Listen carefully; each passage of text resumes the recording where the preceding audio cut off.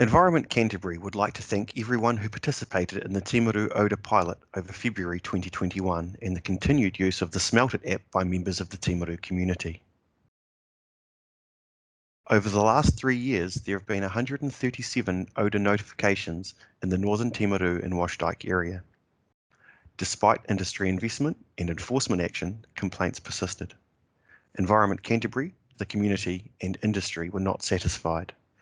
Traditional methods were not working, so a new approach was required to produce conclusive information for all parties.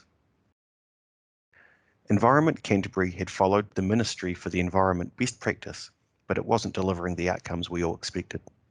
So we needed to develop an irrefutable evidence base. We know now that chronic issues often evolve like this. Only a few people will know the channels to complain, while the broader community is experiencing significant disruption to their daily lives. We've learnt from this and have changed our mindset, our approach, and our response. The new approach includes working with industry as pilot partners to find the sources of odour affecting the community. Pilot partners have agreed to come on board with the project, sharing information and working together. It's a process of management transparency, being clear, open and honest with our work and our intentions, sharing data and information. Triangulation using Environment Canterbury officers, as well as an independent odour assessor to verify community reports, provides an irrefutable evidence base that industry and Environment Canterbury can use going forward. There are 4 main questions we needed to answer in the pilot. Is there an odour? Where is it coming from? Is it offensive or objectionable? And is it acute or chronic? The first question, is there an odour? And we look at this from 3 sources: the community via its Smelt It reports, Environment Canterbury officers stationed on the ground, and the independent odour assessor. The graph shows the frequency of Smelt It reports received each day throughout February. There were 235 individual reports from 111 individual users. The predominant odours reported were meaty, rancid, dead animal, decayed odours. Other main odour sources were of a fragrant, perfumey, sweet palm kernel odour and of a sewer, fecal, sickening odour. Industry now also have access to a dashboard developed specifically for monitoring odour reports from the community, so they can respond in real time. They can see these reports in the hexagonal format to keep people's privacy protected while still indicating the general area affected. This shows all Smelt Its in the Timaru area for February. Some are outliers and were not included in the findings. The darker the colour, the more submissions in that area. Question 2, where is it coming from? This dashboard is a new piece of tech, enabling our officers to triage and attend notifications of odour more effectively, and is also available on staff phones while we're out in the field. Using the dashboard and other tools, we made the following findings. In Washdyke, 66 Smelt Its were attended. 54 of them we could verify there was an odour present. Of those 54, we were able to substantiate the source of 31 of those reports. In northern Timaru, 25 Smelt Its were attended. Odour was verified at 16 of them, and the source was substantiated for 11 of those reports.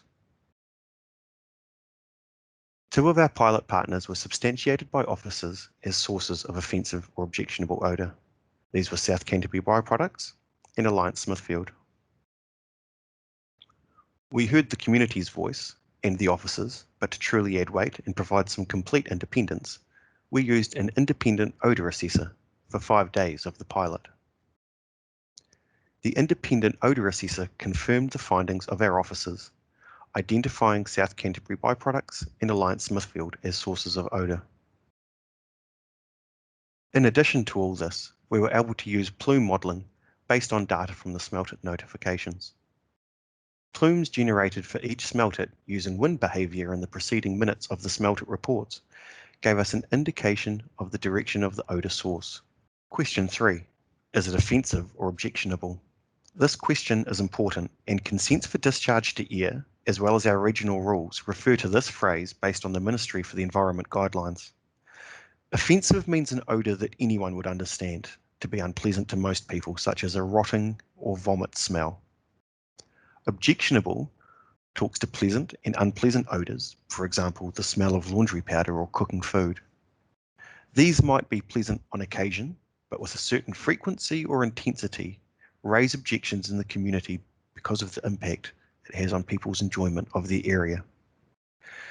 The Ministry for the Environment guidelines help us describe how unpleasant an odour is using a scale of +4 to -4, but it's very hard for an untrained person to use this scale.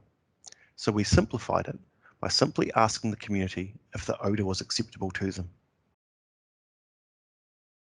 The community was asked via Smelt It whether the odour was acceptable, and they told us, overwhelmingly, the odour was objectionable to them to the point where they could not use their outside areas, and the odour was permeating their homes.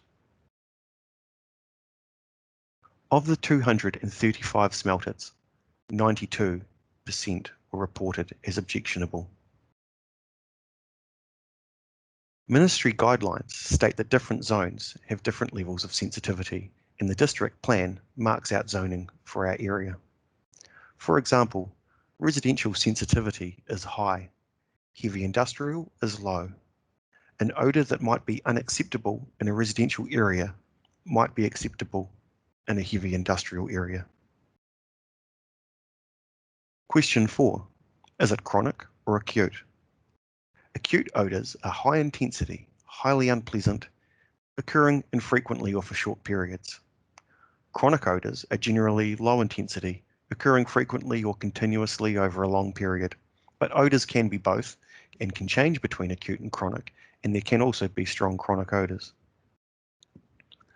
The community reported odour on all but 3 days for the month of February. In conclusion, is there an odour? Yes, primarily a meaty, rancid, dead animal, decayed odour. Question 2. Where is it coming from? Of our pilot partners, South Canterbury Byproducts and Alliance Smithfield were identified as producing offensive or objectionable odour. Some of the other operations in the area continue to be monitored or dealt with separately, and we will continue to monitor the area for other odour sources. Question 3. Is it offensive or objectionable? Environment Canterbury officers, the community, and the independent odour assessor all confirmed both offensive and objectionable odours in the community. Question 4. Is it acute or chronic? The community reported odour on every day of February except 3, which speaks to a chronic issue. They also reported odours at an intensity where they could not enjoy their outside areas and couldn't even smell the odour in their homes. This speaks to an acute odour issue. The next steps for industry are to conduct analysis to determine the cause of odour, prevent offensive or objectionable odour discharges, and work with Environment Canterbury collaboratively.